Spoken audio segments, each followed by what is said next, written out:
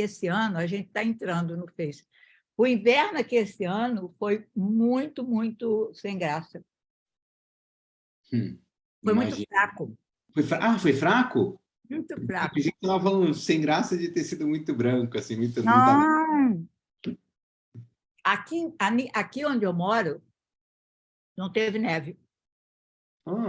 Nossa. Aqui onde eu moro, caiu muita neve aqui por perto de Boston. Teve gente que ficou sem energia, caiu árvore.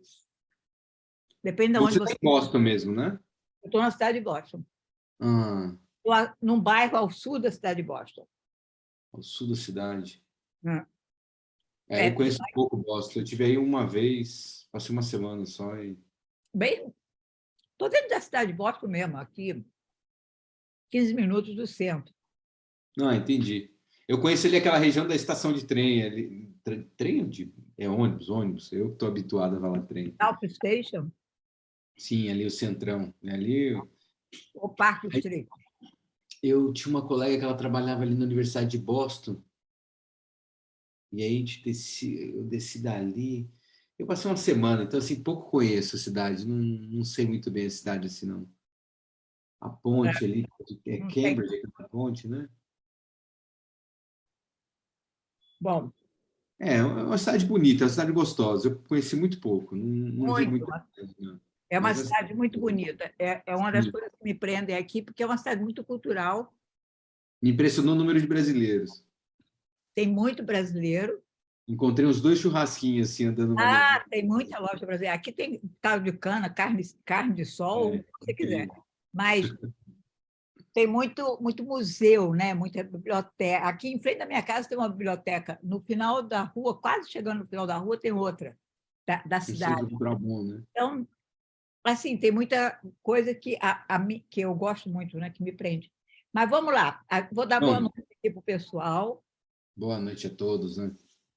Boa noite, espero que o pessoal esteja chegando aí. Vou começar a compartilhar, mas primeiro eu quero apresentar você, né, Renato? Você mesmo pode se apresentar, mas eu quero dizer aqui para o pessoal que a gente está conversando com o Renato, que está lá na China, nesse momento, Pequim, né? Eu estou na cidade de Wuhan, na verdade. Nosso Wuhan, onde começou a Covid, Dizem que não foi, mas aqui que descobriram. foi a primeira, foi onde descobriu, foi a primeira cidade que ficou isolada totalmente, né? Exato, foi o primeiro lockdown. Eu me lembro que eu ouvi uma entrevista com um americano, eu ouvi na rádio pública aqui, naquele início, né, que aqui não tinha ainda nada, e ele falando que estava trancado dentro de casa, não sei, há 3 meses, alguma coisa. Né? Aí o repórter fazia várias perguntas, ele dizia, não, a gente não pode sair de casa, não posso passar pela porta. Não sei se iam levar comida para ele, não sei se tinha um horário que ele podia buscar comida, eu não me lembro. Mas eu me lembro que eu fiquei pensando, gente, se fizesse isso comigo, eu ficava doida. Mal sabia que este era o futuro da humanidade, né? O novo normal, né? Normal. Então, o Renato está lá em Wuhan, ele vai conversar com a gente que cidade é essa, né? E a gente vai conversar sobre a viagem do presidente Lula à China e também a posse da presidenta Dilma no Banco dos BRICS. O Renato, né, é advogado, especializado em administração pública chinesa, ele é doutor e mestre em administração pública chinesa eu acho que é uma universidade chinesa, Isso. não sei falar, UST, não sei como é, Hust. Esse é a sigla em inglês, né? Hust é o adjunto de Daxue, assim, a Universidade do Centro da China de Ciências e Tecnologia. Está ali legal. das 10 universidades da China. Você tem especialidade em políticas de desenvolvimento energético e transição energética na China, é associado ao think tank não governamental Center for China and Globalization, integrante do coletivo Camélias, lá do Leblon, ai, gente, que saudade do Rio de Janeiro, membro do grupo de trabalho Diálogos Brasil-China, do Instituto Lula, e também foi pesquisador da Universidade de Boston de 17 a 18, foi pesquisador visitante da Universidade de Oslo, né? Em 16, lecionou na China em 2012 no Instituto for Clean and Renewable Energy e tem especialização em educação ambiental pela Unicamp e E, coordena o núcleo PT na China. Como é que você foi parar na China, Renato? isso é uma história de uma vida, né? Eu, ao longo da minha infância, acabei ganhando atenção nesse país, e aí comecei a acompanhar e ler, e estudar, e ali no final da década de 90, lendo muita informação de como estava avançando a educação aqui, criei um certo alerta, fui morar nos Estados Unidos, aí Hum. voltei para o Brasil, durante a faculdade, uma palestra do reitor da Universidade de Pequim, na Unicamp, e isso me mostrou os caminhos das bolsas, e aí vim estudar, vim para entender como que era o Veio desenvolvimento. para ir embora, como todos os brasileiros aqui na área de Boston. Você foi para estudar e voltar para o Brasil. Exato, eu vim para passar uns 2 anos só para aprender e voltar para casa e compartilhar o conhecimento, e esses 2 anos se estenderam para 13 anos e cá estou, né? 13 anos, uau! Resumo da ópera. Muito legal. Bom, imagino que 13 anos aí é porque você gosta, né? É um país fantástico. Eu consegui ver todo esse processo final de transição do desenvolvimento chinês Hum. e foi muito rico. É um país muito seguro, muito tranquilo, a qualidade de vida é gigante, sabe? E a possibilidade, a dinâmica também de vida é muito alta por causa dos trens-balas e todo o transporte público é muito eficiente. Então, se eu decido hoje ir para Beijing, eu consigo chegar lá daqui 3 horas e meia, 4 horas, eu estou em Beijing. Isso está a 1.200 quilômetros daqui. Se eu quiser ir para Guangzhou, que está 1.200 também, é 3, 4 horas e meia, estou lá. Ou Shanghai, a mesma coisa, o custo é baixo. Então, a vida tem uma qualidade, uma frequência muito elevada. Isso é apaixonante, sabe? É uma coisa que te envolve muito, sabe? E como é um país em transição, um desenvolvimento muito rápido. A Universidade de Pequim, na Unicamp, isso mostrou os caminhos isso te Hum. consome, né? Isso te dá muito o que fazer. Você está sempre ocupado. Eu estou sempre aqui com alguma tarefa, alguma a fazer. Não tem tempo livre. Eu estou sempre, sabe, engajado em algo muito interessante. Eu imagino, eu fico. Foi muito difícil para você aprender a língua, porque é muito diferente, né? Olha, eu costumo dizer para as pessoas que eu não sei a língua, estou aprendendo constantemente. É uma língua que você vai especializando, né? Eu sou muito bom para fazer compra, eu sou muito bom para comprar um ticket de viagem, para viajar, para conhecer as pessoas, esse primeiro nível de conhecimento, assim, de contato direto. Para fazer uma fala, talvez, dependendo do assunto, eu consigo efetivar com uma certa excelência. Agora, há assuntos e há condições que eu não consigo desenrolar muito bem, então eu preciso de mais paciência, preciso de pensar mais.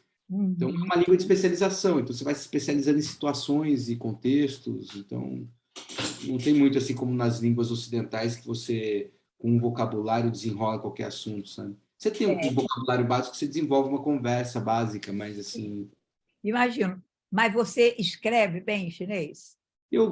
bastante celular, né? Bastante troca de mensagem, assim, sim, tranquilo.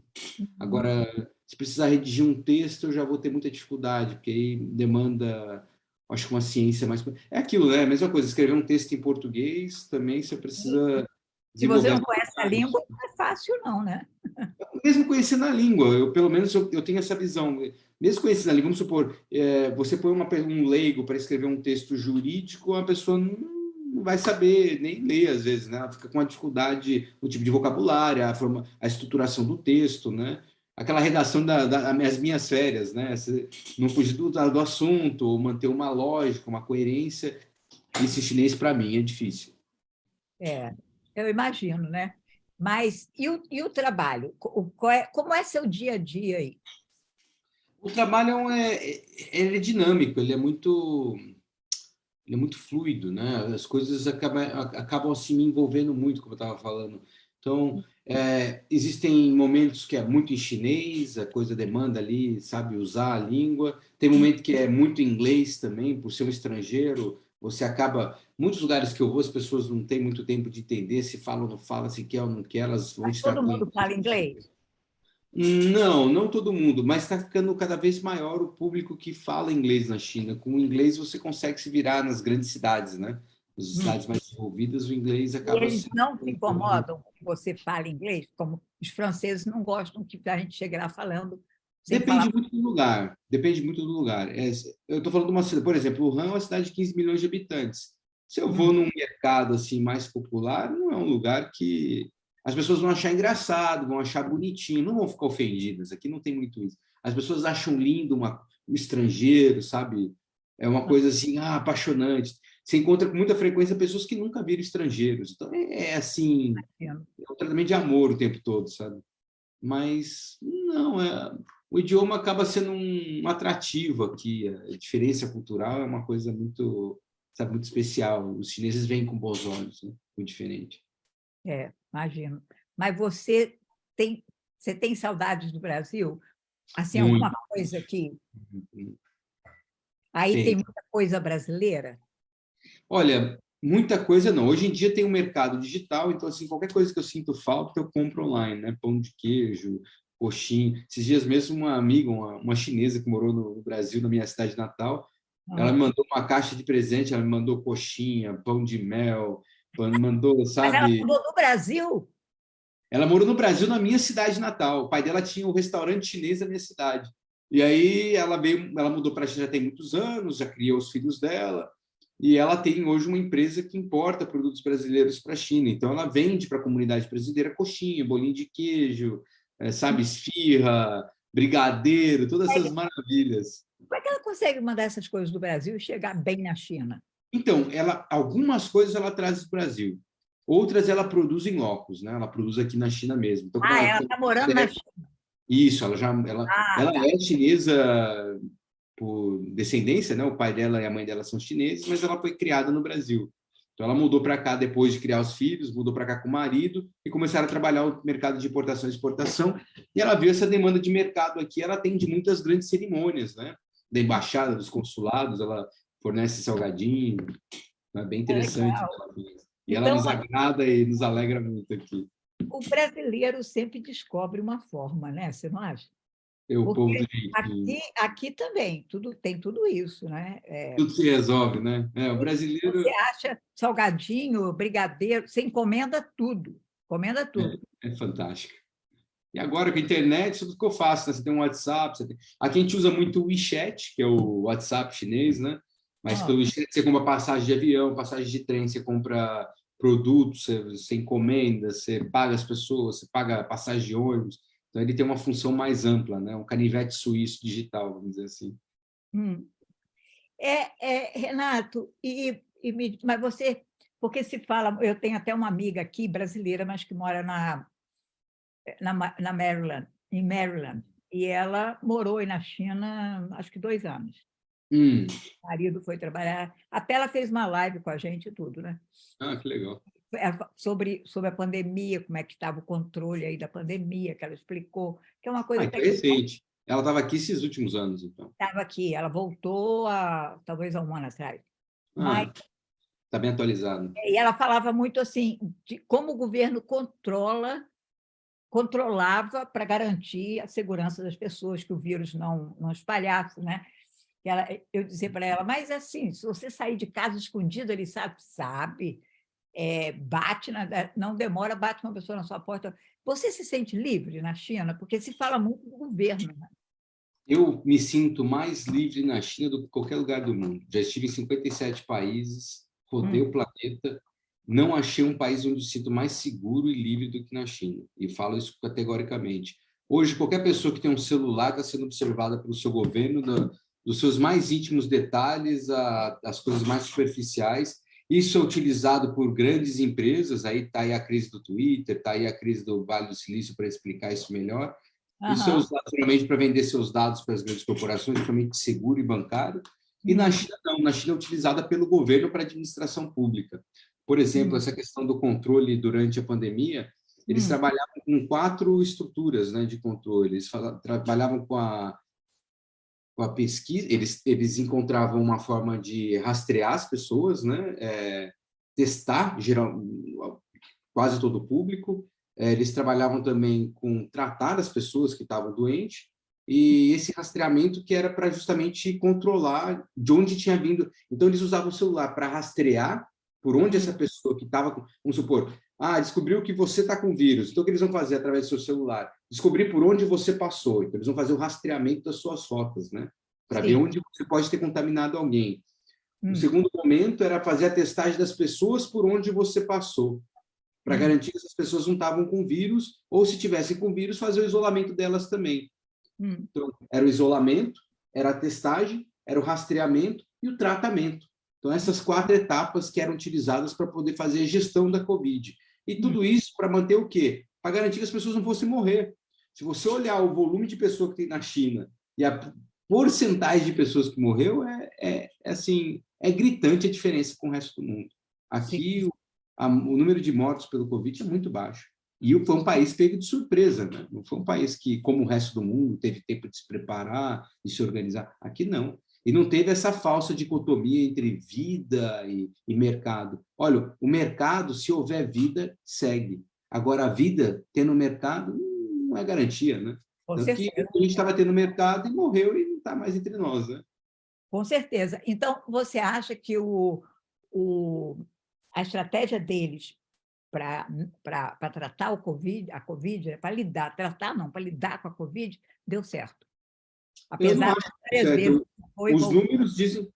então, eu não acho que deu certo. Os números dizem que deu certo, né? As pessoas, o número de mortos, a recuperação econômica, se você comparar todos os desenvolvimentos econômicos entre as nações no período de 2020 a 2022, o país que mais cresceu foi a China. Então, assim, se morreu pouca gente e a economia cresceu, o que eles erraram? Me diz aí que eu preciso anotar, entendeu?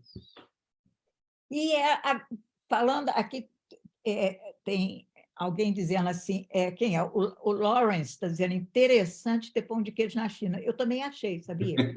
Fantástico! Fantástico. Mas você sabe que quando eu cheguei aqui, em 88, né? Eu vim fazer mestrado na Universidade de Boston, 88. Então, eu não sabia que já tinha uma comunidade brasileira aqui grande, não como a de hoje, mas já tinha. Tinha loja brasileira e tal. Eu não sabia de nada disso, né? E um dia o meu marido pegou meu filho, que era pequeno ainda, assim, tinha 15 anos. Os dois... Alguém disse que tinha uma loja brasileira, ele queria comprar feijão e arroz. E alguém disse que tinha uma loja brasileira no final de uma rua. Ele foi até o final da rua, só que ele foi para o final da rua ao contrário. Ele andou, chegaram os dois em casa de perna fina e se reclamando porque não tinha achado a loja. Na realidade, a loja... Tinha ido para o lado errado. Depois a gente ficou conhecendo a loja e tal. Era assim, a loja naquela época. Hoje em dia tem mercado brasileiro, tem padaria brasileira, tem, sabe, o escambau, boutique, fala aí, como diz os americanos, you name it. Mas isso aí dá uma sensação de pertencimento para a gente, para mim dá, entendeu? Um acolhimento, né?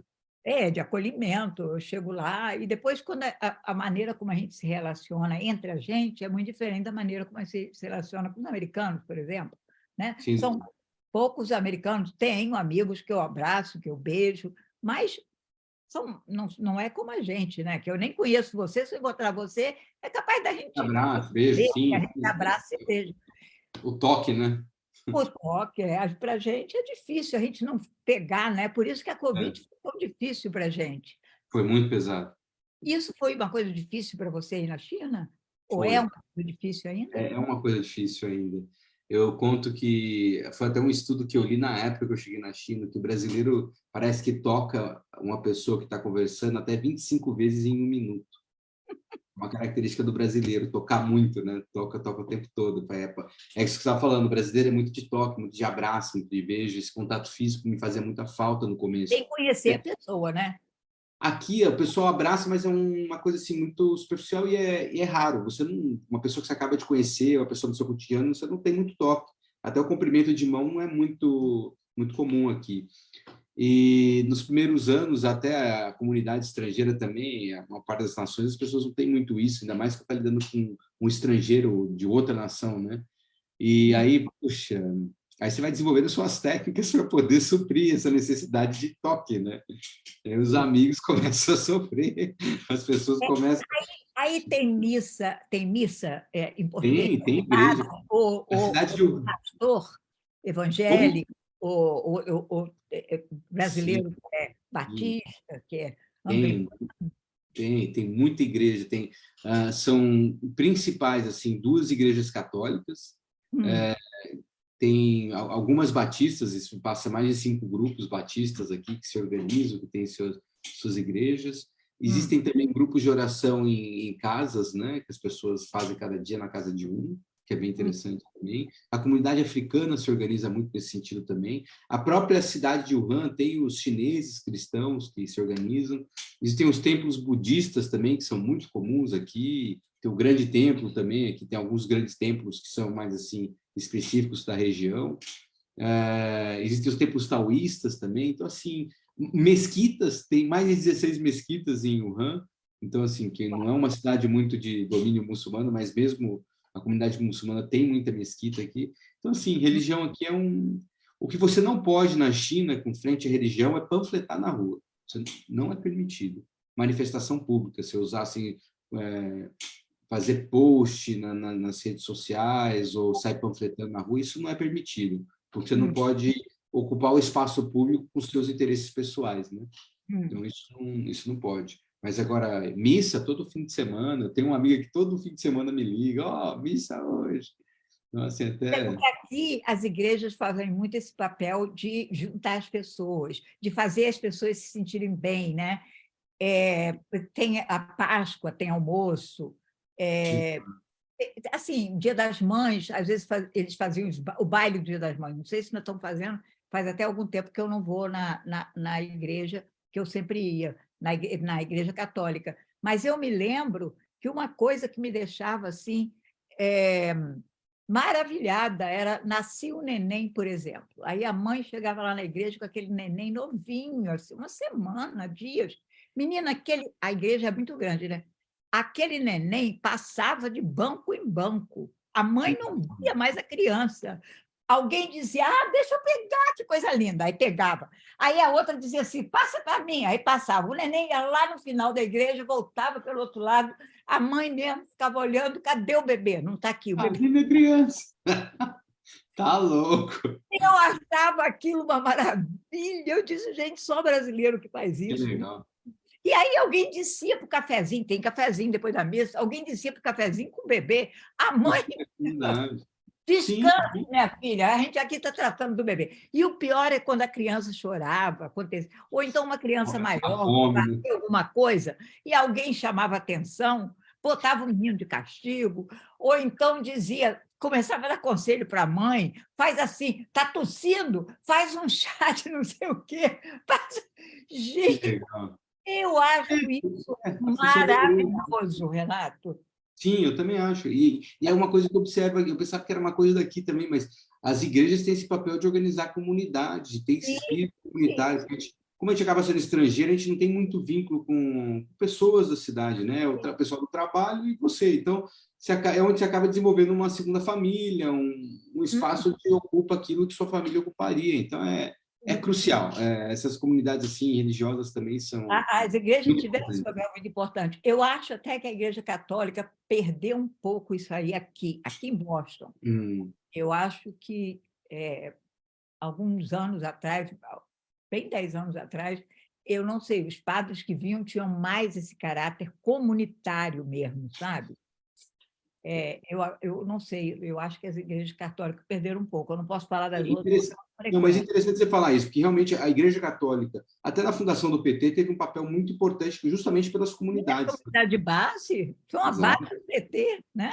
exatamente. Então, eu acho que a gente viveu uma crise muito aguda ali na década de 90, que passou a primeira década de 2000 tentando retomar, mas ainda a gente está, sabe, tateando, tentando se reencontrar assim, como comunidade, né? Existe uma discussão muito importante de como reconstruir as comunidades de base, né? Vamos ver. Tem até uma live do Leonardo Boff muito interessante sobre isso. Ah, Ele fala nos papados, quem foram os papas que vieram antes do Francisco, ultraconservadores, e sim, que o Bento e o depois próprio muito João Paulo, conservadores, né? que afastaram. Ele tem uma live dele sobre isso que eu achei muito interessante. Deixa eu ver aqui um comentário que tem. Deixa eu ver, a Fátima está dizendo, aqui faz todo ano o baile do Dia das Mães. Ainda faz, né, Fátima? Eu acho fantástico. A Simone está dizendo, conversa encostando a mão nas pessoas. A gente... Não, e quando arruma? Eu sou danada para botar roupa pelo lado avesso. Aí eu vou para a igreja com a roupa pelo lado avesso, aí alguém bate nas minhas costas, que eu não sei nem quem é. Você está vendo? A sua camiseta está por lado avesso. Ou então... Me conhece, né? Presta atenção aí, arruma essa roupa. Cabelo mal arrumado, ou o feixe que não fechou aqui, quando você vê, a pessoa já botou a mão e já fechou. Já fechou para você, resolveu, tá resolvido. Sorte sua que eu estou aqui, né? Fechei. Eu acho, bom, eu já falei, vou me repetir, mas eu acho essas coisas são muito culturais. Agora, se você não pertence àquela cultura, se você não tem a experiência daquela cultura, não vive aquela cultura, às vezes é difícil de entender, né? Muito. Eu tenho um amigo que, infelizmente, já morreu, que eu adorava ele, americano.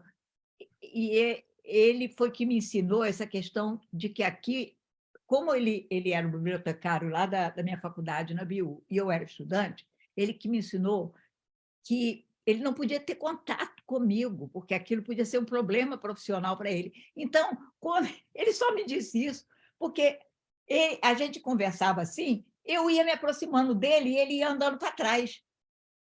E eu não entendi aquilo. Por que ele está andando para trás? Um dia eu perguntei, ele disse, existem todas essas regras aqui, né? Assim, a gente tem que manter uma certa distância, porque ele era o bibliotecário, eu era estudante. Podia parecer que ou ele estava me assediando, ou a gente tinha uma relação que não era profissional, está entendendo? E aquilo, eu não entendi nada que ele falou, me levou... São os códigos sociais, né? Essas Levou diferenças muitos anos para entender sociais a são cultura importantes. americana, né? Hoje eu entendo a cultura americana, moro aqui há muitos anos, trabalho, sou profissional, mas são diferenças que a gente às vezes demora a assimilar, porque nem passa pela sua cabeça. A gente vem de um lugar que a gente está muito mal Qual era a acostumado. sua área de estudo?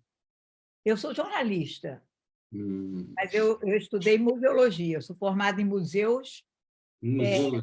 especialização em museus de arte Curatoria, então. e antropologia. A minha companheira também, ela é curadora. Ela está terminando o doutorado agora, na área É. de museologia, isso. Eu trabalhei muito pouco em museologia, porque Ela também acaba trabalhando em alguns projetos assim, específicos. É eu mais pesquisa. no negócio de jornalismo. Mas a gente disse que ia fazer a live para falar da visita do Lula. Sim, essa é a nossa Deixa discussão. eu ver aqui, a Fátima está dizendo, ainda tem cafezinho todo domingo na Igreja Católica depois da missa. Ai, é uma delícia. Nossa, teve uma época que eu levantava muito cedo no domingo para ir buscar o pão para o café da igreja. Tá vendo? Olha aí, gente, bota aí, pode botar bastante comentário. Então, a visita do presidente Lula à China, tem muita gente, fez maior sucesso no mundo inteiro, não fez nenhum sucesso aqui nos Estados Unidos, e só Me críticas, surpreenderia. só críticas. Agora, até eu vi o comentário de uma pessoa que eu não sei quem é, uma assessora do Biden, dizendo que eles confiam na relação do Brasil com os Estados Unidos. Deve ser porque o Lula parece que fez uma crítica aos Estados Unidos hoje. Acho que o Lula deu um... Natural, muito democrático, né? Assim funciona. A gente faz a crítica. eu acho que ele deu um chega para lá, né? Exato. Mas, enfim, e ele vai para o Japão agora, né? Essa Sim, semana. o encontro do G7, né? Sim, que já começou, não? Acho que não, acho que ele vai, eu acho que esses dias, né? Tá entre hoje e amanhã. Hoje no Brasil ainda é noite, né? Então, acho que amanhã que ele embarca de novo. Não, eu perdi, mas porque eu li um comentário que alguém fez no G7. Aí eu falei, ops, já começou, então o Lula deve estar indo. Enfim, Sim. eu tenho perguntado, desculpa, não sei se eu dei tempo para você responder. Tem muitos brasileiros na China, é uma comunidade grande? Não, a comunidade é muito pequena. A comunidade já foi muito maior antes do Covid, até em períodos anteriores, uma década atrás, a comunidade chegou a um volume ali próximo de 20 mil pessoas, nunca chegou a milhões, mas Uau. sempre 20 mil ali, bem distribuído. E você está falando de um país de 1 bilhão e 400 milhões de habitantes, né? Então, assim, é uma gota no oceano, é pouca gente. Você tem ali um volume grande, uma comunidade estável, que é em Dongguan, que é no sul da China, que foi aquela comunidade que veio para a produção de calçados do sul do Brasil, e ali é sólida até hoje, mas que devagar está dissolvendo, já está a segunda, terceira geração, as gerações já dissolvendo também, já seguindo para outros setores. E você tem também Shanghai como um grande centro de concentração de brasileiros, que ali você encontra as grandes corporações, as grandes empresas. E aí, muito estudante, né? Estudante sempre deu um volume muito grande no corpo da comunidade brasileira na China. Hoje, a comunidade não chega a 2.000, sabe? Não chega a 2.000 brasileiros, né? É bem pequena, né? É muito pequeno. Mas repercutiu entre os brasileiros a visita do Lula?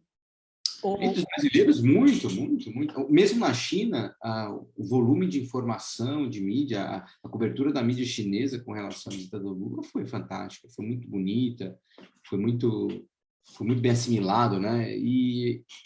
O caráter da visita do Lula teve esse caráter de normalização das relações, né? Sempre houve uma relação muito boa entre Brasil e China. São os países irmãos, assim, de longa data, né? A gente lembra até que a ditadura militar praticamente começa com a visita à China, né? Sim, Nosso... acho que foi o Geisel que refez a ligação, foi o general Geisel? O Geisel, ele reestabelece, né? Em 74, Estabelece. se não me engano, isso. Então, agora vai completar agora 40 ou 50 anos? 50. Estava se vendo que eram militares, por mais torturadores e criminosos que fossem, eram melhores do que os que estão aí agora, né? Tipo, as coisas são... há momentos, né? Há momentos e há gestos. Eu acho que cada momento da história corresponde a um gesto. E esse gesto foi... O Brasil sempre teve uma importância nessa parceria com a China e o Lula veio para justamente normalizar essa relação, retomar essa estrutura e retomar esse processo de troca comercial já é estável. Isso pode ser governo que for, isso acontece. O mercado funciona por si só, né? Então, não por menos, todo ano a balança comercial brasileira com a China sempre bate recordes. Então, o setor do agro se favorece muito dessa troca comercial com a China. E aí eu acho que o papel da visita do Lula foi justamente essa, né? A principal é se estabelecer uma nova aliança dentro do que é o Banco dos BRICS, o NDB, o New Development Bank, e aí, num segundo momento, isso no âmbito multilateral, né, que foi onde inaugurou essa visita do Lula, e num segundo momento, essa relação mais bilateral, que presta atenção também nas questões regionais. Então, o povo chinês... O interesse dele era ir além do agronegócio, né? Sim, sim. Expandir esse comércio, né? Nossa relação com a China sempre foi muito, muito além, né? E os jornais chineses reportaram isso de forma muito, muito característica, com muita alegria, né? Essa retomada das relações, porque o governo anterior era um governo que estava praticamente rompido, né? Era uma situação muito desgastosa, muito, muito cansativa. Então, sim, foi recebido com muita alegria. O Lula, até essa música do Ivan Lins, que foi uma música orientada pelo cerimonial. Não foi? Você estava lá no momento? Não, eu estava na posse no Banco dos BRICS. No momento ali na praça eu não pude estar.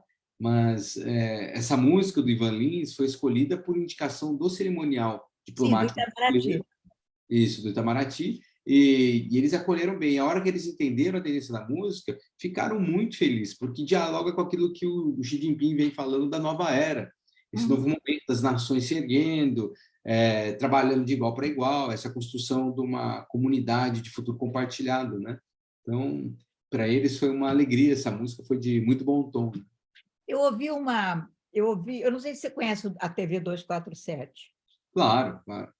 Então, eu ouvi um depoimento hoje, achei muito engraçado, do governador da Bahia, que foi à China. Sim, sim.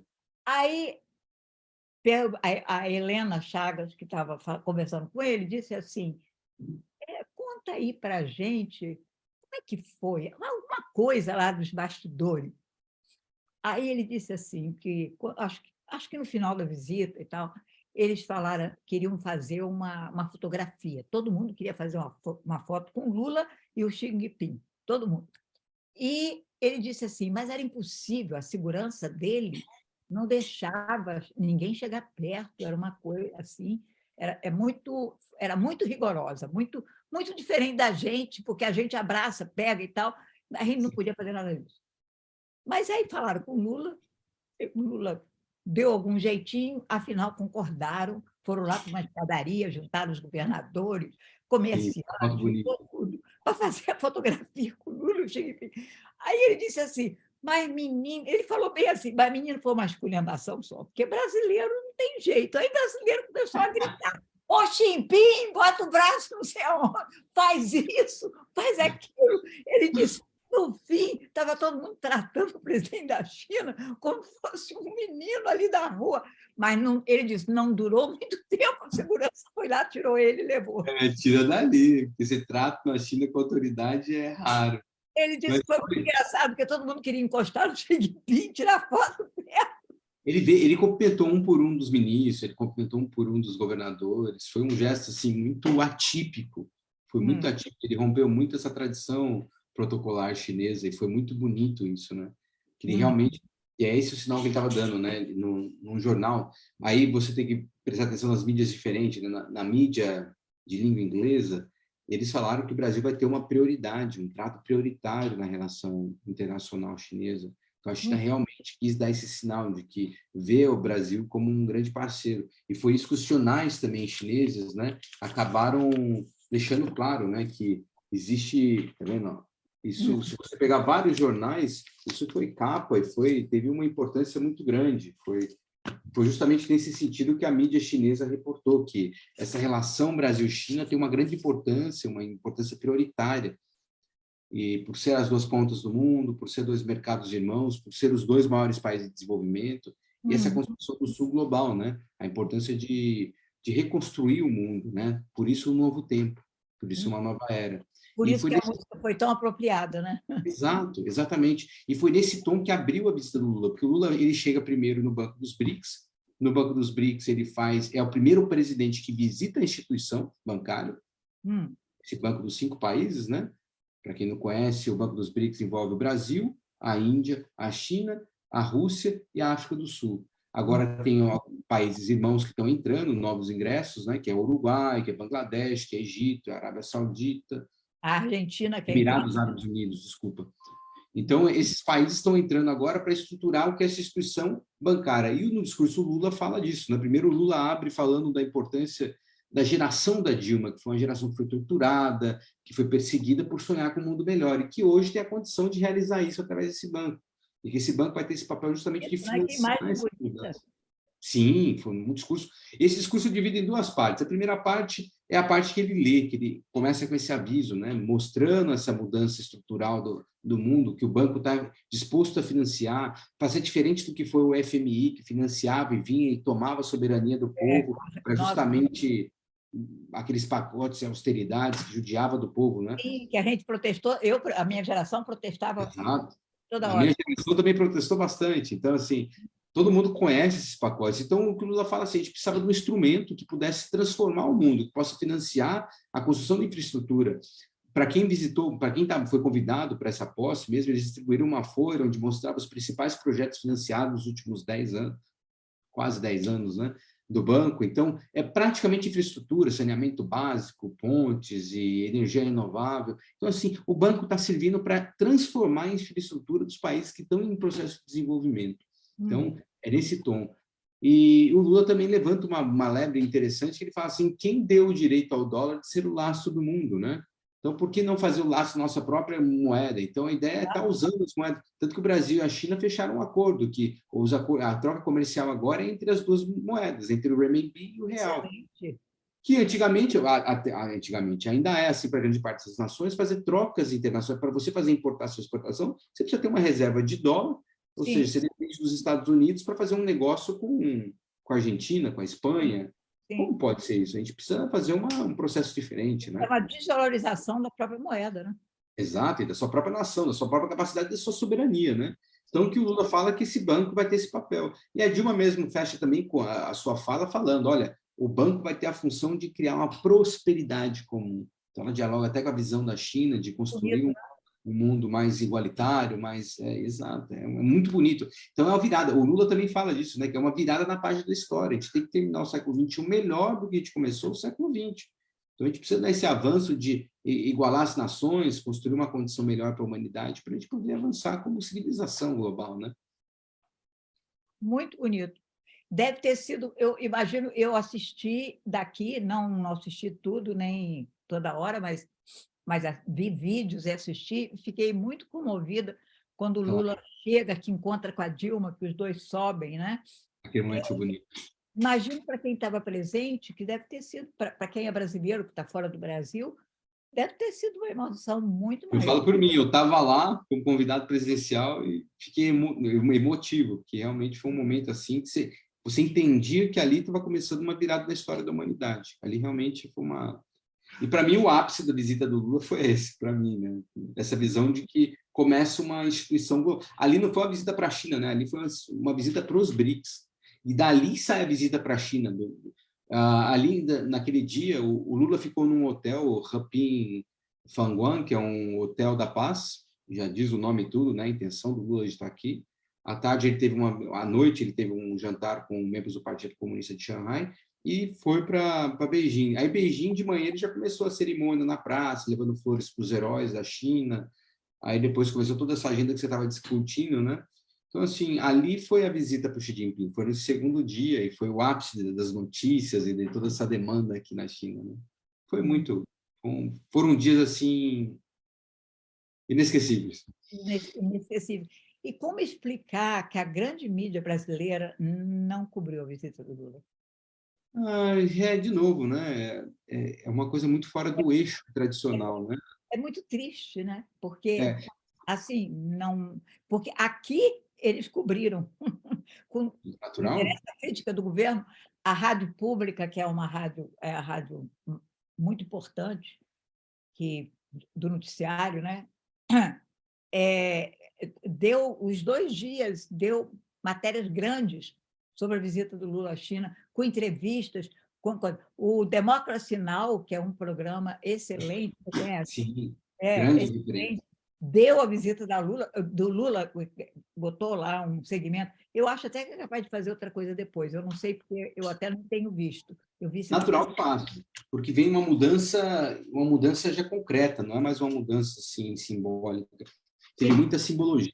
Essa visita do Lula mesmo começa no dia 13 de abril, né? Então já diz por tudo. O Lula mesmo fala, uma mulher na frente de um banco que está vindo com a mudança do mundo, de uma geração que passou pelo... Quem é essa mulher? Quem é a Dilma, né? Quem é? Exato. E aí ele faz essa descrição, ele trata dessa história da Dilma, a importância daquela geração, daquela mulher estar ali naquele momento. Então, assim, é tudo muito simbólico, são leituras que são muito objetivas, Que bom sabe? que ele está vivo para testemunhar isso, depois dos últimos 4, 5 anos que a gente passou. Nossa, que virada na história, né? Que virada na história. Que virada na história. E é interessante se você falar isso da cobertura americana, porque o próprio governo americano já vem tendo reações frente a essa visita. Por exemplo, o Marco Rubio, que já fez a sua manifestação. Deu uma declaração horrível, né? Exato, essa questão do real RMB, sabe, impedir das operações unilaterais do Ocidente, ou seja, perde a força, a capacidade de criar os embargos, né? Está aí Cuba sofrendo há mais de 70 anos esse processo. Absurdo. Venezuela também, é absurdo. Exato, a Venezuela também vem nesse bojo e tantos outros países que acabam sofrendo, né? E também, de outra forma, agora eu não lembro, foi um ex-embaixador americano, né? Eu acho que Sim, o ex-embaixador no Brasil, o que eu acho que foi embaixador no governo passado. Ele deu uma declaração horrível, assim, chamando a atenção do Lula, sabe? Exato. Como quem diz, quem é você para ir lá na China? Eu acho que o nome dele é Thomas Shannon, se eu não me engano. Não me lembro o nome. Ele faz uma nota também, ele fala, se o Brasil e a China estão querendo construir com o BRICS uma moeda para substituir o dólar, boa sorte. Então, ele parece um tom de ameaça.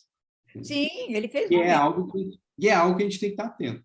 E é algo que eu também aviso no discurso dele. Ele fala assim, olha, acabou a conciliação, a gente não está mais disposto a negociar a nossa soberania, não é mais tempo de ficar, posso desenvolver, não vou pedir mais permissão para desenvolver, eu preciso avançar, eu preciso tirar meu povo da miséria, eu preciso elevar minha nação como nação, né? Não dá mais para ficar esperando as grandes, as ricas nações do mundo. E não há não há, autorizar. não há nenhum motivo para os Estados Unidos ser o líder do mundo a vida inteira Exato.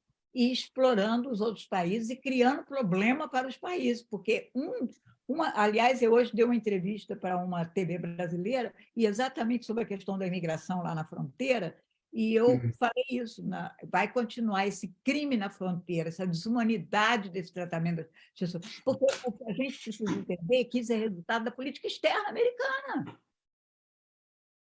E aí vem querer meter dentro de outro país falando que não respeita direitos humanos, não respeita nem a sua casa. Não, Aqui não se respeita direitos humanos. Então, exatamente. eu acho que está na hora de se dizer isso, entendeu? Porque a Europa, eu fiquei muito desapontada, frustrada, e confesso que estava ignorante quando começou a guerra da Rússia com a Ucrânia, que os países europeus se alinharam com os Estados Unidos. Eu falei, até tenho amigas brasileiras, uma amiga brasileira que mora na Alemanha, eu falei, qual é? Por que estão se alinhando? Por que não tem assim uma voz, né? Não se colocam numa posição de soberania? Por que tem que correr atrás, dizer amém para tudo que os americanos falam? Ela disse, ué, mas essa sempre foi a posição dos países europeus, eles não estão mudando. Eu falei, gente, eu nunca não tinha percebido que era assim tão claro. E é É verdade. Então, muito eu acho que essa posição do Lula, inclusive, de propor uma paz. Que bom que tem alguém falando em paz, gente, porque só se fala em exato, guerra. exatamente. E é uma coisa que eu acho que os dois assim pilares dos discursos do Lula aqui foram justamente isso: justiça social e desenvolvimento sustentável. Olha Então, que assim, maravilha. justiça social se faz com paz, se faz com construção de prosperidade comum, se faz com diálogo, não se faz com guerra. Então, assim, fica falando, não pode ter a guerra, mas fica jogando arma para o povo continuar o processo. Chama para a mesa, vamos discutir isso aí. E no outro passo também essa questão do desenvolvimento sustentável. A gente está atrasado com a redução da emissão de carbono. A gente Sim, está vivendo e a gente está muito. todo galope para a destruição do planeta e o pessoal achando que não, tranquilo aí, a gente Sim. senta e espera. Não, a gente tem que ter pressa nisso também. Então, acho que foram assim, o Lula acertou muito do tom na visita. E mesmo na questão da guerra, houve comentários ali no final que estão criticando muito, mas eu acho que é isso. É momento de sentar para conversar, Eu usar acho essa fantástico que ele tenha essa posição, A porque China propôs, ele é um dos poucos que tem essa posição. exato. E a China propôs 12 pontos para poder negociar a paz. E o Lula está apoiando essa lista agora. Então, isso mudou muito o jogo. Isso realmente, eu acho que agora é avançar naquela questão do Clube da Paz também, trazer as nações para dialogar, né? Trazer um grupo de nações para sentar e tentar apaziguar essa questão e no caminho. O caminho agora para pacificar é justamente criar mercado, é criar um diálogo, uma troca comercial entre as nações para poder Claro, criar um porque mercado. A guerra não pode ser o mercado, né? o mundo inteiro está sofrendo com essa guerra, e quem está fazendo dinheiro com a guerra? As fábricas de armamento, quem vende arma, Que quem forma, faz tanque, revólver, escambau. que forma mais cretina de criar mercado, né? Pois De é, gerar de economia. fazer dinheiro, né? Que E crime. aí uma coisa eu quero até debater contigo, porque assim, a gente tem que observar que os Estados Unidos estão vivendo uma crise econômica sem precedente. Você Uhum. vê a crise que está no Vale do Silício, é justamente uma crise da iniciativa da inovação. Então, assim, um país que vive em crise da sua inovação, as empresas inovativas estão vivendo uma crise econômica pesada, isso é um mau sinal para a economia, em todos os sentidos, até no processo de reconstruir-se, né? Sim. Então, dentro desse processo, a melhor solução que o país está achando é financiar uma guerra. Então, essa guerra da Ucrânia e outras. Recentemente, agora, nos últimos dias, começou uma guerra no Sudão também. Sim, você viu? Que horror, quantas pessoas. É o povo quem sofre, quem morre é o povo. Exato. Então, assim, É o povo pobre, o povo negro, o povo que é sempre deixado de lado, né? Os e aí a gente imigrantes. vai ficar fazendo o quê? Só olhando como problema deles? Então, esse problema um dia bate na nossa porta. Então, a gente precisa começar a avançar nos diálogos, na construção de uma outra forma de economia. Porque a gente não pensa assim, Renato, a gente pensa, e eu sempre me lembro da Segunda Guerra, a gente pensa assim, está muito longe de mim, a Ucrânia está muito longe, vai chegar perto de mim. Eu só me lembro da Segunda Guerra, porque todo mundo dizia, né, que não era judeu, eu não sou judeu, eu não estou lá, não tem nada a ver com isso, mas, né, o mundo inteiro foi destruído, e olha, a gente ainda sofre até hoje com o resultado do nazismo e do fascismo. Eu quero Sim. ler os comentários aqui, porque está chegando a nossa hora, mas a conversa está tão boa. Que bom. Deixa eu ver aqui. O Lawrence está dizendo: gostei da maneira que você apresenta a China para a gente. Sabe que a China é conhecida como um país fechado, exatamente, comunista e tal. A realidade é outra, e vejo que, após eles experimentar com a população local, eles conseguiram dominar o mercado internacional em todos os sentidos. Como você vê o papel da China no mercado internacional? Algo que vejo com bons olhos. E ele continua, para você responder. Como se vê a entidade BRICS na China, e você sabe que isso fortalecerá as relações? Lula é um irmão. O toque dele abre portas tipo de Medos Tote. Medos Tote. É. E ele disse: você acabou de responder e explicar a minha pergunta sobre os BRICS sem ela ser lida. Desculpe, estou lendo agora. Dá uma boa noite para a Rita, para a Luzimar e para a Maria Luísa. O Lawrence tocou num assunto que foi quando eu perguntei: você se sente livre na China? Porque, realmente, a ideia que se tem da China é um país ultrafechado, né? Um governo forte que tem o domínio total da população. A gente está vivendo um tempo que está acordando, né? A gente tá, o Julian Assange, eu acho que não é perseguido à toa, né? Existe um medo da mídia independente, a mídia que expressa, que fala que realmente precisa ser dito, né? Que a origem do mal está no mal em si mesmo, né? E essas operações obscuras dos governos precisam ser denunciadas através da mídia que isso ocorre. Então, a mídia sempre foi um processo controlado e organizado para poder manter a gente com nossas vendas, né? Então, entendo que a China ela foi pintada, principalmente dentro dos Estados Unidos, de uma forma que é totalmente distorcida da realidade. É preciso furar essa bolha. Para quê? Para as pessoas entenderem o processo que foi construído aqui. Não existe milagre econômico na China. A China não está vivendo um processo milagroso econômico. Não, levou 70 anos para construir essa economia. Foram projetos atrás de projetos, com coesão, com coerência, para poder dar sequência no que é esse ideal de economia que a gente vive hoje. E o que você vê da economia chinesa, desse processo pujante de desenvolvimento, é uma obrigação com um projeto, é uma continuidade de gerações de lideranças que não é autoritário, é um processo de democracia diferente do processo democrático americano, que é diferente do processo democrático brasileiro, que é diferente do processo democrático britânico.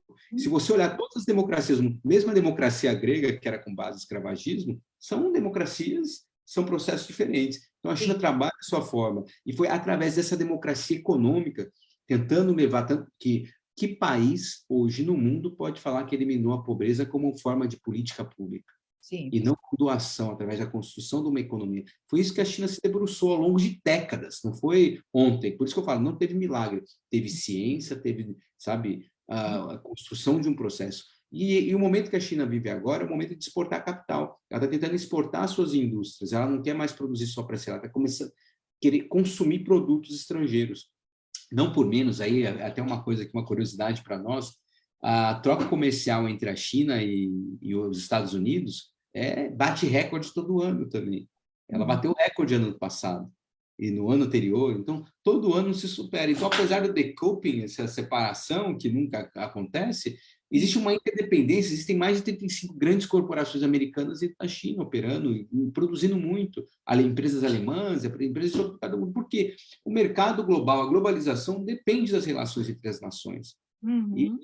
E é preciso justamente isso, buscar mídias que te informem, que te mostrem, porque realmente o papel que o BRICS vai cumprir é de financiar e de estruturar o sul global. Agora, as demais nações vão continuar na sua troca. A própria van der Leyen, agora me foge o nome dela, a presidenta lá da União Europeia, ela esteve aqui semana passada também, durante a visita do Lula, na sequência ela esteve presente, ou um pouco antes, desculpa, foi um pouco antes.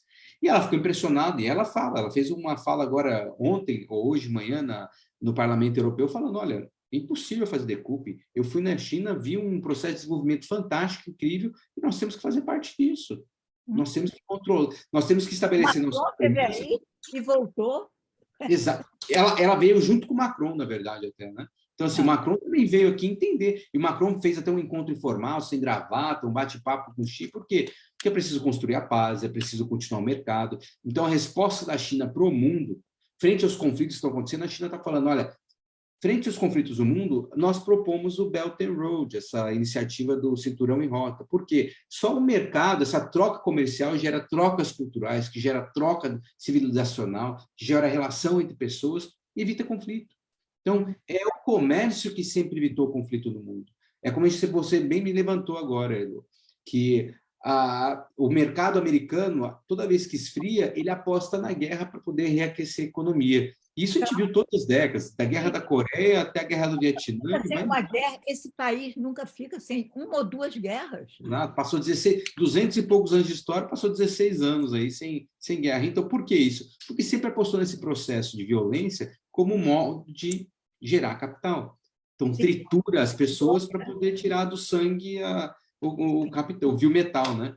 Então, é isso que a China está propondo. Olha, vamos fazer essa troca comercial, vamos estabelecer novos parâmetros, tanto que ela aposta na multipolaridade. O BRICS é um dos instrumentos multipolares. E quando eu falo multipolaridade, não é um outro bloco, um bloco que faz oposição aos Estados Unidos. Ninguém está querendo fazer oposição aos Estados Unidos. A discussão não é essa. Claro, a discussão é, nós queremos ser autores do nosso próprio processo, ser dono do nosso próprio destino. Então, você toca o seu aí, eu toco o meu aqui, quando a gente puder, a gente colabora, a gente conversa, a gente constrói junto. Não é enfrentamento. E é isso que a gente está propondo, multipolaridade. Cada um constrói a sua região, o seu centro, e a gente faz as trocas para poder todo mundo viver bem numa civilização global, que é a grande iniciativa que o Xi está propondo agora, que é a iniciativa da civilização global, que a gente precisa entender o mundo hoje num processo mais maduro, pós-globalização, onde a gente construiu uma civilização planetária, né? Uma civilização onde eu entendo que tem a China, que tem os Estados Unidos, que tem o Brasil, que tem a Europa, América Latina, a África, e esses países, essas regiões precisam se trocar, né? Trocar produtos, trocar conhecimento, e é isso, é um planeta só, né? Exatamente, você colocou muito bem. Então, deixa eu ver se tem outro comentário, está na hora da gente ir, mas o papo realmente está bom, eu acho que você vai ter que voltar para conversar mais. É possível. O Lawrence está dizendo, gostei de tudo que você falou e não sei se posso deixar... Um abraço, Lawrence. Mas gostaria de ter seu contato. Estou terminando... Fique à vontade, por favor, Ana. Em Direito aqui na Pensilvânia. Claro, Lawrence, eu não posso responder pelo Renato, mas se ele me autorizar, eu passo o telefone dele para você. Para já, fique à vontade de passar já meu contato para ele. Estou à disposição. Popularidade mesmo, como se for na regionalidade dos blocos. Pois é, só que eu não tenho o telefone. Lawrence, eu tenho o seu telefone? Eu não sei. Mas eu vou lhe dizer, o telefone do Grupo Mulher Brasileira é o seguinte, você pode botar seu telefone lá, se você não quiser botar aqui, esse aqui que eu estou dando, 5775, esse é o WhatsApp e telefone de linha, tá? Ou você manda uma mensagem pelo WhatsApp, ou você liga amanhã, eu estou lá geralmente de 8 da manhã até 4 da tarde, coisa. Ele botou o telefone dele aqui. Então, eu vou passar para você, tá? Por favor. Vou passar o seu telefone para o Renato. Renato, foi muito bom, super obrigado, valeu. Eu que agradeço o convite. Uma conversa muito rica. Eu vou fazer um podcast, gente, e vou fazer o vídeo para o YouTube e colocar, mando para você os links e a gente divulga mais ainda. Sim, Heloísa, quem nos apresentou foi o Miguel, né? Foi o Miguel. Eu quero aqui deixar um grande abraço para uma camarada, meu companheiro, meu cara no Japão. Porque ele, de vez em quando ele está aqui de noite, mas hoje ele não está, não. Hoje eu não estou vendo ele, não. Ele sempre dá palpite, mas eu vou mandar para ele o link. Deixa um abraço para ele. Uma pessoa de grande impacto, uma pessoa realmente que, no pouco que se movimenta, muito acontece. Eu tenho minha admiração aqui pelo Miguel e um agradecimento por me apresentar uma pessoa tão incrível como você. Legal, ele está sempre com a gente. E eu perguntei, você conhece alguém lá na China que pudesse falar? E ele passou você com grandes referências. Valeu. Fico muito feliz. Gente, convido todo mundo a voltar quinta-feira, 8h30, nós vamos falar de imigração, assunto que interessa muito aos brasileiros. Muito importante, sim. Renato, super obrigado. Beijão. Obrigado mais uma vez. E a gente continua o nosso contato, tá? Sim, vamos mantendo contato e Estou à disposição. Quando precisar. Porque agora, já que o Lula está lá de amor com o Xi, a gente também faz aqui a nossa... Exato, a gente precisa fazer nossa ponte aqui também. A gente precisa construir pontes com os mundos, né? Que é para a gente ficar informada também. E se você encontrar com a Dilma, você, por favor, diga a ela que o meu sonho é fazer uma live com ela. Pode deixar. Eu dando para ela esse recado. Ela veio a Boston antes da pandemia, aí a gente combinou. Ela disse, pode falar com a minha secretária que eu faço. Mas eu não consegui falar com a secretária dela. Vamos cutucar. Vamos atrás disso, então. Vai ser uma boa. Pois é, você pode estar na live, eu, você e ela. Vai ser incrível. Vai ser uma grande oportunidade. Tchau, um abraço. Tchau, um beijo. Beijão. Tchau, tchau.